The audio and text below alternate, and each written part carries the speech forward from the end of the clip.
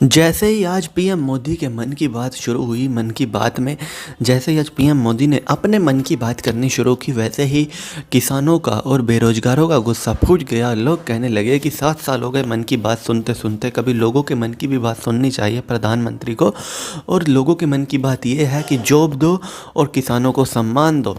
किसान जो कह रहे हैं उनकी बात मानो, और जो बेरोजगार हैं, जो सरकारी वैकेंसी नहीं भरी, उनको रोजगार दो। दरअसल में अब लोग इस तरह की दलील भी देने लगे हैं कि जब बुरे दिन थे, जिनको ये सरकार बुरे दिन कहती है, उसमें लाखों करोड़ों के घोटाले हो जाते थे, लेकिन उसके बावजूद जो सरकारी कर्मचारियों की तनख्वाह और पेंशन है, उनका डीए वक्त पर बढ़ता था, और 1-2% नहीं, 3-3, 4-4, 5-5% बढ़ा करता था। इसके अलावा प्रोमिनेंट फंड पे जो ब्याज मिला करता था वो 10%, 11%, 12.5% में मिला करता था।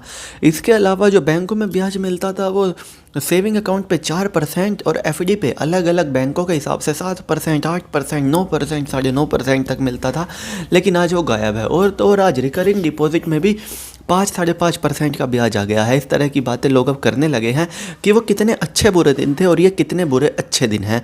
जब सरकार महंगा तेल खरीद कर मात्र 3 रुपये का टैक्स ले रही थी केंद्र सरकार, और आज सरकार 31 रुपये का टैक्स ले रही है। और अब लोग इस तरह की बातें बिल्कुल खुली आवाज़ में करने लगे हैं, चाहे वो किसी भी पार्टी के सपोर्टर हो, कि वो जो बुरे दिन थे वो कितने अच्छे दिन थे और ये जो अच्छे दिन हैं ये कितने बुरे दिन हैं। इसके अलावा लोगों का गुस्सा किस तरह से फूटा, आप ये बात का अंदाज़ा लगा सकते हैं कि ट्विटर पे टॉप ट्रेंडिंग है जॉब की बात, दूसरे नंबर पर ट्रेंडिंग है किसान की बात, और पीएम मोदी की जहाँ जहाँ जिसने भी मन की बात प्रकाशित करी है, इतने डिसलाइक मारे गए हैं, इतने डिसलाइक मारे गए हैं कि लाइक और डिसलाइक को छुपाना पड़ गया है, लाइक से ज़्यादा डिसलाइक। और ये दिखाता है कि अब सरकार इन दो मुद्दों पर बिल्कुल भी अपना मुंह बंद नहीं रख सकती, खास करके रोजगार के मुद्दे पर। जब इतना युवा बेरोजगार है, जिसने 2014 में वोट दिया, जिसने 2019 में वोट दिया, 21 आ गया, और जैसे सागर में से लोटा भरने वाली बात होती है, इतना भी रोजगार नहीं मिला। सागर में बूंद भरने वाली बात करें तो उतना सरकार ने रोजगार निकाला, और जो है उनको भी प्राइवेट करने में व्यस्त है सरकार। और प्राइवेट में किन लोगों को रोजगार मिल रहा है, जो सरकारी संस्थाएं प्राइवेट कंपनियां ले रही हैं, वो भी लोगों को समझ में नहीं आ रहा, क्योंकि कोई उनमें भर्ती होता दिख ही नहीं रहा। और यही कारण है कि लोगों का गुस्सा फूट रहा है और कह रहे हैं कि बहुत हुई मन की बात, अब होनी चाहिए जॉब की बात, अब होनी चाहिए किसानों की बात।